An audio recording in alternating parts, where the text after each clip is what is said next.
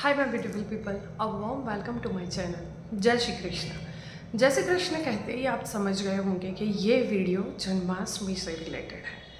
अब हमें जीवन में बहुत सारी समस्याएं होती है। किसी को धन की समस्या है, किसी को कर्ज मिटा नहीं सकते वो समस्या है, किसी को रिलेशनशिप के इश्यू है, किसी को हेल्थ से रिलेटेड इश्यू है, किसी को बच्चे की पढ़ाई से रिलेटेड इश्यू है, या किसी के बच्चे उनका कहना नहीं मानते हैं वो इश्यू है।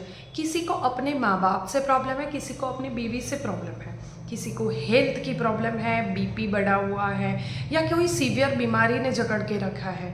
इन सब का अलग अलग उपाय करने से मेरा ये मानना है कि अगर आप अपने जो भी जन्म ग्रह है, जो भी ग्रह है, हमारे प्लैनेट्स हैं, 9 प्लैनेट्स हैं, उसकी ऊर्जा को बैलेंस रखते हैं तो ऑटोमेटिकली बाकी के सारे इश्यू सॉल्व होने शुरू हो जाते हैं। तो सौर मंडल का राजा होता है सूर्य। हम सूर्य की ऊर्जा का बहुत सारा अच्छा सा पॉजिटिव यूज़ कर सकते हैं।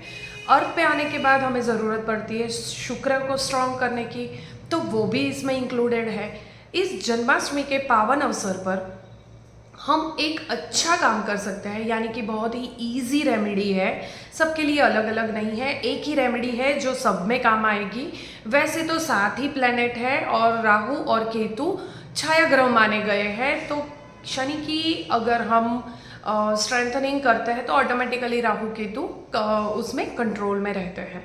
तो ऐसे ही मैं पूरे 7 प्लैनेट्स को कंट्रोल में करने के लिए, यानी कि कंट्रोल तो नहीं पर उनकी पॉजिटिव इफ़ेक्ट्स गेन करने के लिए एक रेमेडी यहाँ पर शेयर करना चाहती हूँ जो जन्माष्टमी के पावन अवसर पर आप कर सकते हैं। जन्माष्टमी कृष्ण भगवान के जन्मोत्सव के तौर पे मनाया जाता है। तो कृष्ण भगवान को हम सबको पता है कि उनको गाय अति प्रिय थी। तो यहाँ पर हम जो रेमेडी करेंगे उसमें गाय को आपको खाना खिलाना है। अब उनको क्या खिलाना है और उसके साथ साथ क्या इंक्लूड हम करेंगे, तो कौन से ग्रह की ऊर्जा हम पा सकते हैं उसमें से, तो ये मैं आपको बहुत शॉर्ट में और फटाफट से बताना चाहती हूँ। आप नोट डाउन कर लीजिए। और ये रेमेडी आप 6 तारीख को अगर जन्माष्टमी मना रहे तो 6 को करिए, और अगर 7 को मना रहे तो आप 7 तारीख को गाय को ये वाला खाना जो भी मैं बताने जा रही हूँ वो आप खिला दीजिए। तो और उसके बाद आप इंटेंशन रखिए, आप कृष्ण भगवान को प्रे करिए कि वो आपके साथ रहे, आपका जो भी इंटेंशन है, जो भी प्रॉब्लम है लाइफ में वो सॉल्व करने में आपकी मदद करे। अर्जुन और दुर्योधन दोनों ने कृष्ण भगवान के पास गए थे युद्ध होने से पहले, महाभारत होने से पहले। तब अर्जुन बैठे थे उनके पैर के पास और दुर्योधन बैठे थे भगवान के सिरहाने में। जब भी भगवान की आंख खुली उन्होंने अर्जुन को देखा और सबसे पहला क्वेश्चन पूछा अर्जुन से कि तुम्हें क्या चाहिए, नारायणी सेना चाहिए या मैं आऊँगा, निहत्था आऊँगा, और नारायणी सेना है जो बहुत बड़ी है, किसी को भी हराने की ताकत उसमें है।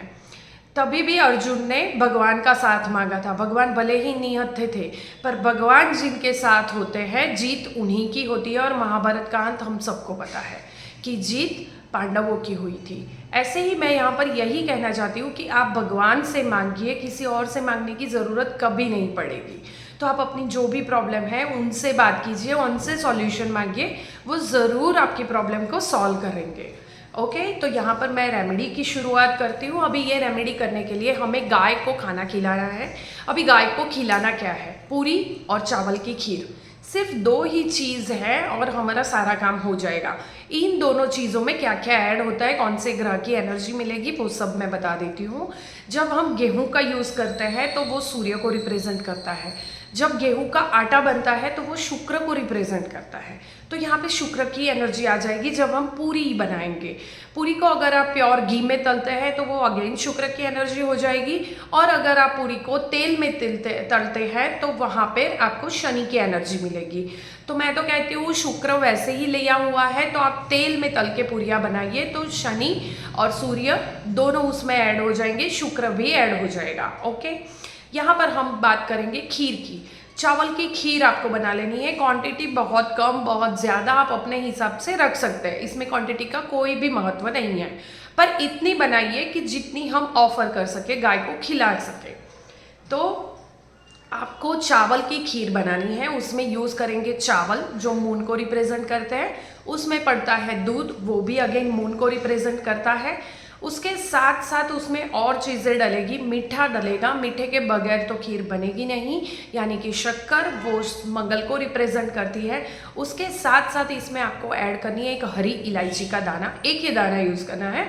हरी इलायची पूरी की पूरी यूज़ कर देनी है वो, और उसके साथ साथ तुलसी पत्ता, वो दोनों बुध को रिप्रेजेंट करते हैं। उसके साथ साथ आप इसमें डालिए एक ही लवंग। एक लवंग बहुत हो गया क्योंकि खीर में नॉर्मली लवंग होता नहीं है, तो यहाँ पर हम अगर एनर्जी लेने के लिए एक डाल रहे हैं तो एक ही डालिए, उसको सूर्य रिप्रेजेंट करता है। इसके साथ साथ इसमें भी शुक्र की एनर्जी आप ग्रैब कर सकते हैं। इसमें डालना है आपको गुलाब की पत्तियाँ। गुलाब की पत्तियाँ शुक्र की एनर्जी देगी। इसके साथ साथ आप थोड़ा सा केसर डाल दीजिए, वो बृहस्पति देव गुरु की एनर्जी को रिप्रेजेंट करते हैं। तो इन सब को मिला के आपके सारे प्लैनेट इन शॉर्ट इसमें आ जाते हैं, राहु केतु को छोड़ के। अब इसको कैसे खिलाना है, इसके दो भाग कर देना है। पूरी और चावल एक भाग जाएगा आपको गाय को देना है, और दूसरा भाग जाएगा आपको कौवे को खिलाना है।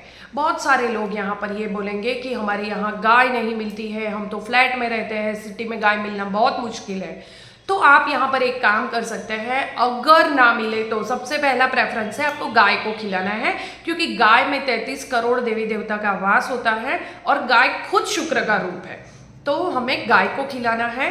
पर अगर गाय नहीं मिलती है तो आप मंदिर में जाइए, मंदिर में भगवान को भोग लगाइए और उसके बाद पुजारी को ये चीज़ दान कर दीजिए। हो सके आपकी यथाशक्ति दक्षिणा भी आप पुजारी को दे सकते हैं। पैर छूकर आशीर्वाद लेकर वापस आना, क्योंकि पुजारी खुद भी बृहस्पति देव गुरु का रूप होता है। तो यहाँ पर गुरु की एनर्जी भी आपको बहुत अच्छी मिल जाएगी। बहुत सारे ऐसे प्लैनेट्स हैं जो मैलेफिक इफेक्ट देते हैं, बेनिफिक इफेक्ट देते हैं, कौन से घर में पड़े हैं, कौन से इस पे दृष्टि है, उस हिसाब से इफेक्ट मिलती है। पर सूर्य और गुरु की एनर्जी ऐसी है कि कभी भी यानी आपको पॉजिटिव ही इफेक्ट मोस्टली देती है। बहुत रेयर केस ऐसे होते हैं कि जहाँ पर उसकी मैलिफिक इफेक्ट मिलती है। तो आपको देवगुरु की एनर्जी की भी बहुत ज़रूरत रहती है अगर आपको लाइफ में ग्रो करना है तो उसके बाद आपको घर पे वापस आना है। यानी ये एक भाग की बात हो गई। सेकंड भाग आपको कौवे को खिलाना है। अब कई लोग बोलेंगे कि हमें तो कौवा मिलता ही नहीं है, हम कौवे को कहाँ खिलाने जाएंगे, कौवा तो हमारे यहाँ आता ही नहीं है, हम फ्लैट में रहते हैं, यहाँ वहाँ बहुत सारे ऐसे बहानेबाजी या कुछ भी उनके जेन्युइन प्रॉब्लम भी हो सकते हैं। पर अगर कौवे नहीं मिलते हैं तो आप किसी भी मजदूर को, कहीं पे भी कंस्ट्रक्शन वर्क चल रहा है तो किसी भी मजदूर को ये चीज़ आप दे सकते हैं। अगर देते हो किसी मजदूर को तो क्वांटिटी थोड़ी बढ़ा दीजिएगा, क्योंकि उनका पेट भरे उतना तो खाना देना पड़ेगा। वो मजदूर भी शनि का रूप होता है, यानी शनि की एनर्जी के बगैर आपके पास पैसा कभी भी नहीं आ सकता है, ना ही अच्छी हेल्थ आ सकती है। तो शनि को भी स्ट्रेंथनिंग देनी बहुत ज़रूरी है। तो अगर आपको मजदूर भी नहीं मिल रहा है तो आप किसी ज़रूरतमंद इंसान को, जो बेगर्स होते हैं या कोई भी नीडी पीपल रहेंगे, उनको आप ये डोनेट कर सकते हैं। पर ये ऑप्शन है, सबसे पहला ऑप्शन रहेगा आपको गाय को खिलाना है और कौवे को खिलाना है। अब ये तो बात हो गई ग्रह से रिलेटेड, इसमें क्या पड़ता है, किसको खिलाने से क्या होगा। सबसे पहले जब भी बन जाए आपको कृष्ण भगवान को भोग लगाना है। कृष्ण भगवान से हाथ जोड़ के प्रार्थना करनी है। आपके जो भी प्रॉब्लम्स है वो फेस टू फेस, जैसे हम अपने पेरेंट्स से बात करते हैं, हम अपने पेरेंट्स से मांगते हैं कोई भी चीज़, वैसे ही आपको अपने प्रॉब्लम का सॉल्यूशन कृष्ण भगवान से मांगना है, उनको चढ़ाना है। इसीलिए हमने तुलसी पत्ता भी ऐड किया हुआ है। तो ये कृष्ण भगवान को देते ही, भोग लगाते ही आप अपनी इंटेंशन बता दीजिए। आपको अगर चाहिए कि आपके बच्चे आपके सुने या सही रास्ते पे चले, तो आप ऐसे इंटेंशन रख सकते हैं कि ये आपका ही बच्चा है और आप ही इसे राह दिखाइए, या आप अपने छाँव में इसे ले लीजिए। तो आप ऐसे कोई भी इंटेंशन रख के उनसे बात कर सकते हैं, क्योंकि आखिरकार वो हमारे भगवान है, हमारे माता पिता है। अगर हम दुखी है या हमें कोई भी प्रॉब्लम है तो सॉल्यूशन वही देंगे।